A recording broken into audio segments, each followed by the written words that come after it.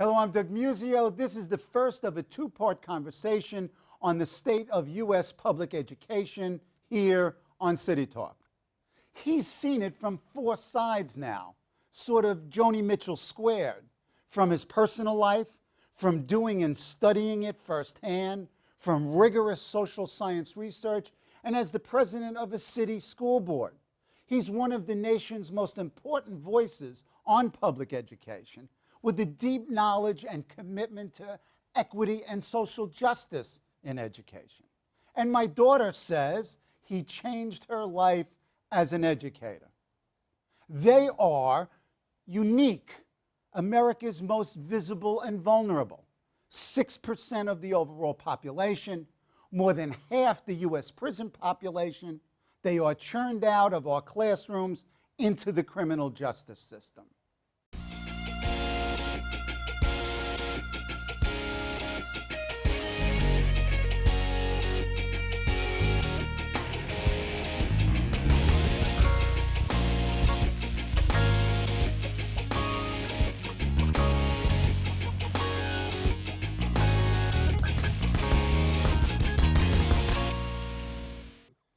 He's Pedro Noguera, professor at the Steinhardt School of Education at New York University.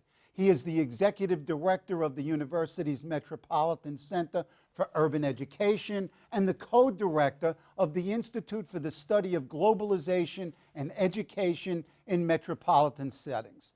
Professor Noguera has written more than 150 articles and reports and published 10 books, including City Schools and the American Dream, The Trouble with Black Boys, Creating the Opportunity to Learn, and the just-released Schooling for Resilience, Improving the Trajectory of Black and Latino Boys. His work has been widely recognized and honored, and he is a commentator on almost all things educational in the United States. They are young Black American males. Welcome, Pedro. Thanks, Doug. It's a pleasure and really an honor. The breadth and scope of your work and your biography is truly remarkable, but there's a consistent focus on a couple of things. One is the pervasive failure of urban schools, but not only urban public schools, but U.S. failure in general. Secondly, the condition of young Black Hispanic males, particularly what is called the achievement gap, and your concern with equity, not only access to education, but focus on outcomes and results, and also the context in which education takes place. 2014, April, third week, look at the terrain of American public education. What do you see, and what would you like to see on this terrain? I see more of the churn, the policy churn. We're now debating about the Common Core, as you see in the paper today. Yep. More and more Republican governors abandoning the Common Core. Was held up by the president and Secretary Duncan as the latest silver bullet that was going to save public education. What's interesting about the Common Core is not only are the Republicans increasingly turning away from it because they see it as an imposition by the federal government on local control, but many on the left have turned away even sooner. I think largely because of a recognition that the states will not do what's required to prepare schools, particularly schools in the most disadvantaged communities, to deliver this curriculum. And in a sense, you're not only critical of Common Core in many ways, even though you support the notion of rigorous assessment, et cetera, and I'll have you talk about that, but you basically argue that this is doomed to failure. It's almost designed to fail. Talk to that. Well, I would say it's designed to fail because we're not addressing the most important things, right? We keep thinking that there's a shortcut, right? That we can miraculously improve schools with some policy lever. If it's not Common Core, high-stakes testing, or phonics, or whatever gimmick they come up with. And what we completely ignore is the bottom line is whether or not the teacher is prepared and able to meet the needs of their students, whether or not parents are involved to support their kids, whether or not good leadership is in place, whether or not the conditions you need to have in schools are ready and right for learning. And those are the real issues. And we don't really focus enough time and attention on those. So in a sense, we get back to context and root causes, that Absolutely. you need to deal with the socioeconomic conditions of the students even before they enter into the classroom. Given your various vantage points, what do you see as, in a sense, the most pernicious nature of these silver bullets? Well, whether it's No Child Left Behind, Race to the Top, the Common Core elements. Talk about policymakers and their worldviews and paradigms, and how the operative paradigms are wrong, if you will. Yeah. Well, we look at education out of context, right? That is that even though the evidence is right in our face, that poor kids have needs that go beyond teaching and learning, that have to do with nutrition and housing and health, and that those needs, when not addressed, impact learning and impact that child's development. We continue to pretend that we can fix schools and improve achievement by ignoring those needs. And the evidence shows we can't. The evidence shows that the kids with the greatest needs do least well in school. Right. And we shouldn't be surprised by that, because the kids who are the most privileged get a load of help. You know, that's the thing people want to deny too, right? Right. That is, they got parents, right, who are helping their kids. And they their got grandkids to private museums, tutors. right. They're taking them to museums, Right. and as they should. Right. But why should we not be surprised that kids who get all that extra help, who get their braces, who get violin lessons, are doing better than the kids who get none of that? That's what we know. But even more than that, I mean, looking at Maslow, I mean, just the simple biological needs of food and nutrition. I mean, one of the things that's really engaging about your writing and your speaking is your narratives, your stories, your illustrations. Give us an illustration of this fact of kids walking into school with inherent deficits. For example, you do a lot on health and nutrition. Sure. Talk to that. Well, you know, I use stories a lot because I think it's important to try to give a human face Yep. to the issues. And I think that without that human face, we can't really identify. And what we need to recognize, there are a lot of kids out there who are just like your kids, except that they don't have the advocates. They don't have the support systems Yep. around them. So I'll give you an example. I'm at a school in right here in the Lower East Side, right? And it's a beautiful school. It's a lovely school right there in Houston, off by the FDR. Uh-huh. All the kids who go to that school come from the housing projects right there, right? Yep. They come with great needs. Sure. Right? The school is trying to do everything they can. It has an extended day. It has on-site a computer lab for parents to use, right? It's doing everything, but even on top of that, it's still struggling. Sure. Why? Because the kids have great needs. I asked the principal at that school not long ago, I said, you have all these support systems in place, and you're doing well, because relatively speaking, that school does well. Sure. I said, aren't you proof that we can, in fact, beat the effects of poverty? She said, I had a 5th grade girl at my school who jumped off the roof of a building, right? Committed suicide. Why would a 5th grader commit suicide, right? She said, you know what? Sometimes, even with all these support systems, the effects of what they're dealing with are still too great for a child to bear, okay? And more than a single school by itself can respond to. And that's what we've got to face up to, is that we have asked our schools to solve problems that are not educational in nature. They go way beyond that. And when they don't succeed, we blame the school rather than asking whether or not our society has done enough to support its children. But you've described yourself as pragmatically optimistic, and what you point to throughout your work are examples of schools succeeding with high problem students, poor students, students without the educational backgrounds and supports, etc. You know, you cite, for example, 3,000 schools in high poverty areas that are actually succeeding. And in your latest book, Schooling for Resilience, among the 7 schools that you examine, there are schools that succeed, even though some of them fail as well. Sure. What are the conditions within a school? You've been a student, you've been a teacher, you've been a school board president, you're in buildings all the time observing. What is it? What makes it work, and what prevents it from working, whatever it is? Right. Successful education, transfer of the values, engagement, excitement, desire to learn, all that stuff? Well, you know, the schools that are working in high poverty communities, like the school I just mentioned on the Lower East Side, they have in common a culture that's conducive to learning. And what goes into that culture? It's adults collaborating, working together, common vision. It's the norms that the kids embrace about how to conduct themselves and how to perform academically. It's the participation of the parents and the fact that despite their challenges, the parents believe and have trust in those educators. It's good leadership, leadership that inspires, leadership that motivates. All those things, when they come together, make it possible for schools to compensate for the effects of poverty. Now, we have to be careful because the poverty is still there, and the poverty will still cause some kids to slip through the cracks, right? So we should never at all hold up these schools so high that we think, oh, we don't have to deal with poverty because the schools can solve it. Right. That's, in effect, what we've done. And we point to these individual schools and say, see, it can be done. The fact is, we could do a far better job if we were doing more to support our schools, right? And that's what our society and that's what our policymakers have failed to see, is that what we fail to see is that this is really an American problem. This is not a problem of the poor. This is not the problem of the ghettos. If we have large numbers of people who are not educated, it means our society is being held back because they can't produce, they can't contribute to the overall benefit of their families, their community, and our society. And we have come to accept this as normal.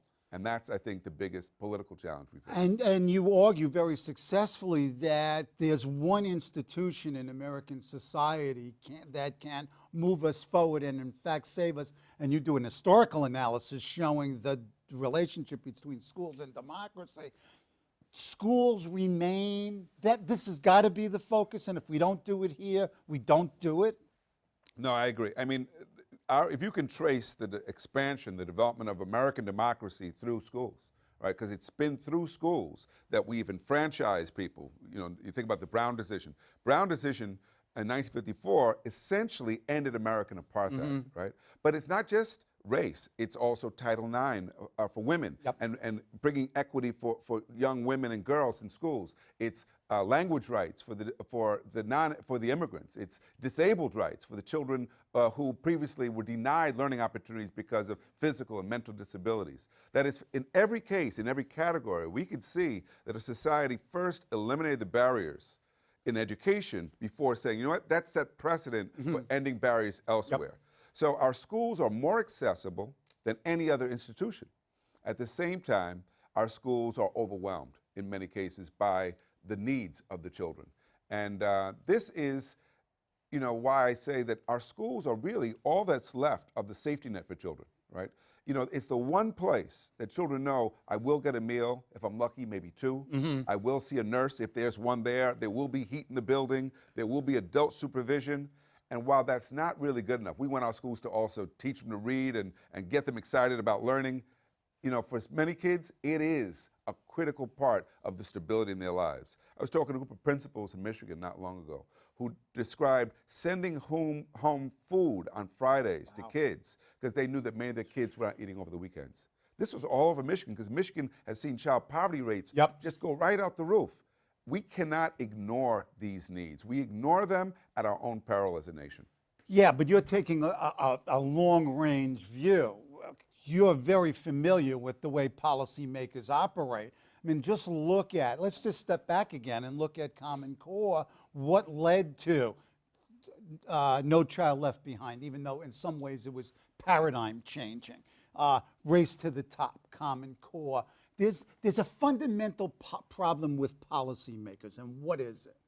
I think it's a kind of narrow tunnel vision, right? That where they look at one part of this complex picture and think, if we just change that. So let's look at the Common Core. I'm not against the Common Core. Look at those standards. Who could be against? Look at the standards and ask yourself, could you be against any of those? Now the issue is, how do you implement those standards? Right. How do you make sure that they're available in all schools, that teachers are prepared? And how do you make sure that teachers who are teaching English language learners, kids who are not even literate in their native language, will know how and have the resources to meet their learning needs, or children with disabilities? That is, we keep thinking there's a shortcut. There are no shortcuts. Now there's the hard work. The policymakers think they really did something when they got the Common Core adopted. The hard work begins after you adopt them. And that's what, Governor Cuomo, Governor Christie, I go on down the list. Because it's a Both of my Republican- governors, thank you. It's both a Republican and a Democrat. Don't start I me. can't name a governor who gets this. I can't name one. There's not one? Not one, not one. I think Jerry Brown comes closer. Yeah, okay. Okay? And I give Jerry Brown credit because at least if you look at the new school funding Yep. measures they've Yep. adopted in Yeah. California, Yeah. they acknowledge inequity and they Right. try to compensate it by equalizing funding. So in that regard, I think California is showing another way forward. They've also shown an interest in looking at different ways of assessing kids rather than the high stakes model we've seen in most other states. Okay, I mean, we're going to talk about it both this week and in the next show about New York and New Jersey. What is the lens through which that these policymakers are looking at the world that makes them, in your mind, so misguided in their analyses and prescriptions? Well, I would say it's the narrow vision. It's this fixation on a gimmick, right? And the gimmick is what? It varies from year to year. Oh, okay. It's Okay. not even like they stick with one. Okay. It's not even like when they seize one, and they'll evaluate it and ask, did it work? I'll give you one classic example. Go. See, Okay. make me aggravated. Back Go in ahead. California. Now, this is not a gimmick. Well, it doesn't look like a gimmick. Former Governor Pete Wilson decides we're going to lower class size for all kindergarten and first grade. Now, who could be against that? Right? So they put the extra money into lower class size, except here's the problem. If you lower class size, you need more teachers. You need more classrooms. Right. They didn't put any money for more teachers or classrooms. So what happens?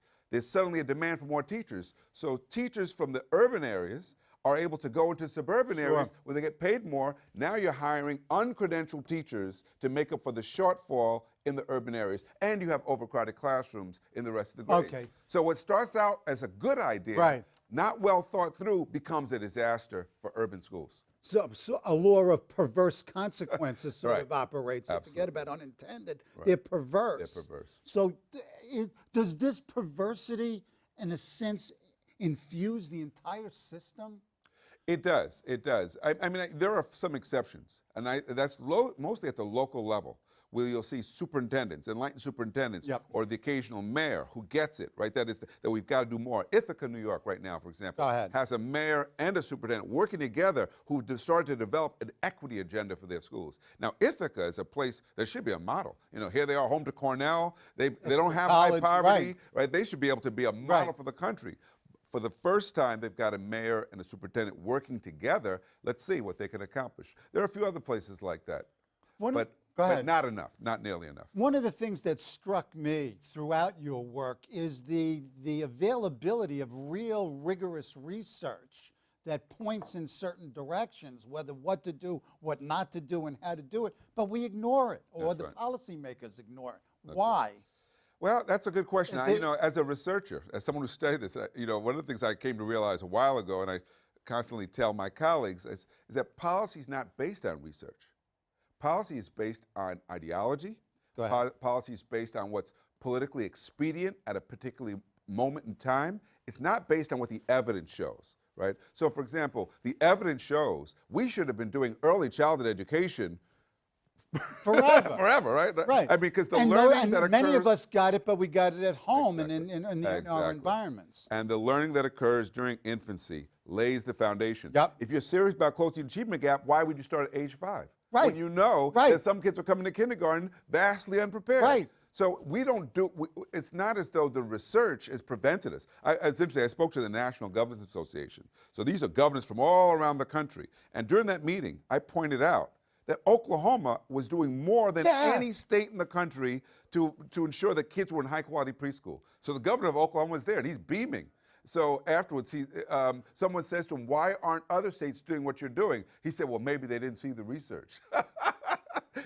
Enlightened And governor? Oklahoma What's the story? is a Republican, Are you kidding red me? state. Oh man, I don't want to know. I know. But clearly, living both in New York and New Jersey and being a resident of New Jersey with both governors and the commissioner of the state of New York's education department and Arne Duncan, there is this huge this huge effort to convince people that this is the way. Right. Now, you've already talked about some of the problems with Common Core in terms of its conceptualization and its implementation.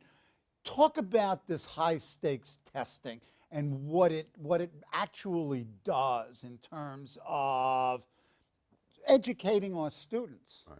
Well, what's happening, I mean, and I want to be very clear, assessment is got to be a part of education. You got to assess kids to see what they've learned. Right. So what we've done, though, And instead... in fact, we don't often do that. No, we don't. Not nearly enough. Otherwise, we would have seen long ago these kids are not prepared. Look how many kids are graduating from high school not prepared for college. Excuse Who me. passed In tests, CUNY, who we passed know. the test, We right? know. Okay, so what's happened? What's happened is we assess the kids in the spring.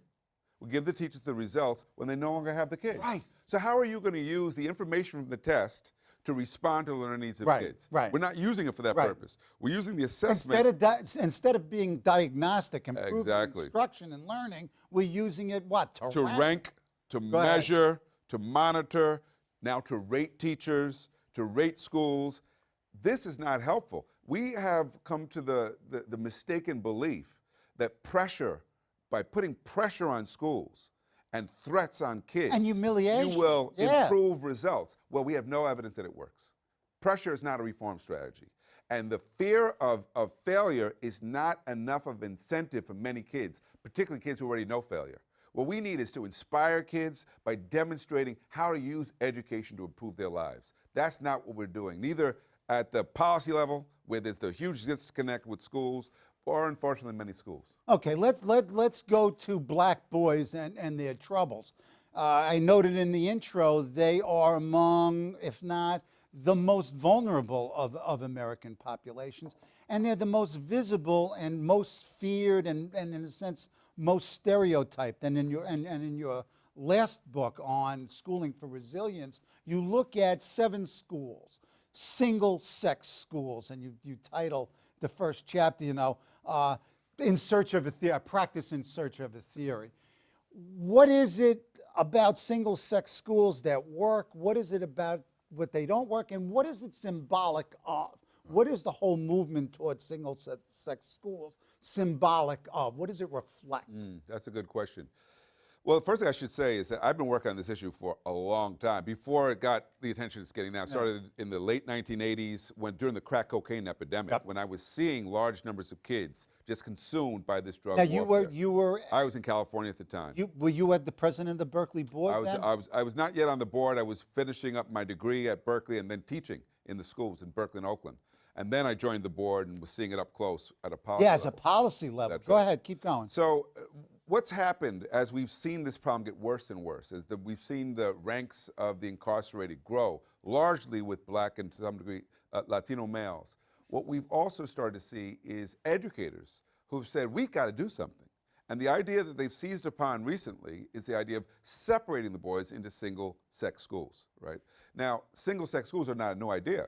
We've had separated... Excuse me, I went to at all high middle school, all boys. Exactly, high so it's school. not a new idea. But what's new is that this is coming to public schools, and what's new is the kind of urgency that we're seeing associated with the focus on black males. And I would say that many of the educators behind this are very well-intentioned. They are motivated by a genuine desire to do something to save these boys from gangs and from keep them out of jail. The problem is they don't have a real clear sense of what those boys need that has to be different in terms of what kind of teaching do they need, what kind of support, what kind of literature should they be reading. Do boys learn differently than girls? Right. Who should be teaching them? There's so much about this they don't know, so Right. they're making it up as they go along. And sometimes what they're doing is almost laughable, right? I had one principal describe, he read somewhere that boys are kinesthetic learners. So he told teachers to have a football in the classroom, and when a kid raises his hand, instead of calling on him, you throw the football to the kid. Well, because he thought that would make it more fun. Well, guess what?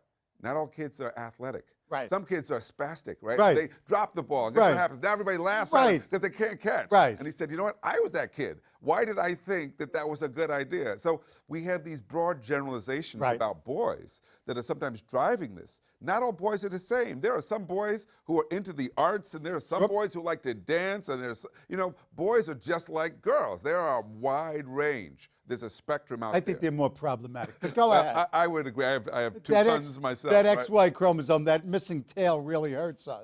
But I do think there are tendencies we see in boys. For Go ahead. example, we see many boys whose verbal communication and whose Yep. oral communication takes longer to Yep, develop. yep. Well, if we know that, then we need to also develop strategies to help boys to develop their literacy and their verbal skills. We know that, for example, many boys have trouble concentrating, have trouble sitting still, Yep. have trouble reading. Well, you know what? We know that chess is a great way to teach concentration. Learning an instrument, a great way to teach kids Sure. how to get some Sure. self-control, how to control their breathing. So there are things, and some of the schools that we look at are doing those things. And they're getting great results with those boys as a result. And I would say it's largely because of the quality of the relationships that are being developed between the adults and the students. And this sense of instilling in the boys that they can do things, that they're not limited by the stereotypes that exist in our society.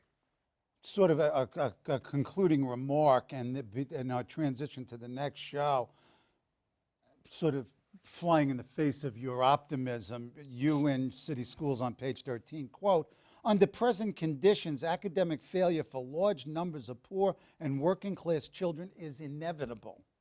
Yeah, I'm sorry. Isn't that sad to say? Yeah, It's so sad. But all you have to do is look at the data. it's there.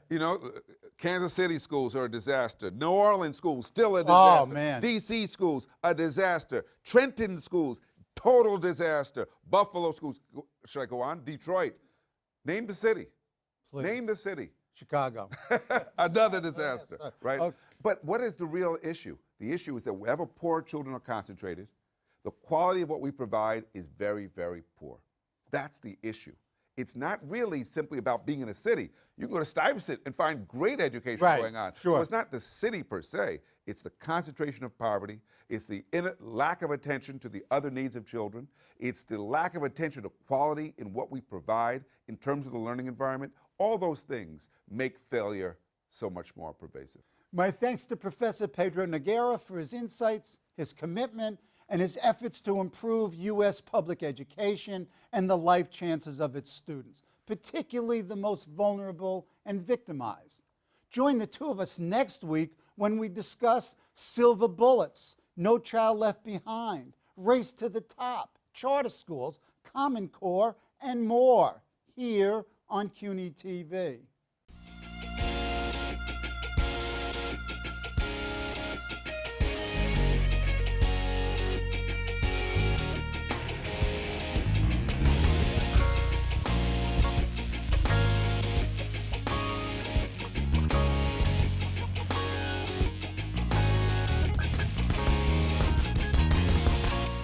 Hello, I'm Doug Musio. Let us know what you think about this show. You can reach us at CUNY.tv. When you get there, click on the bar that says Contact Us and send your email. Whatever it is. Thanks, no thanks, obnoxious, do it. Send it.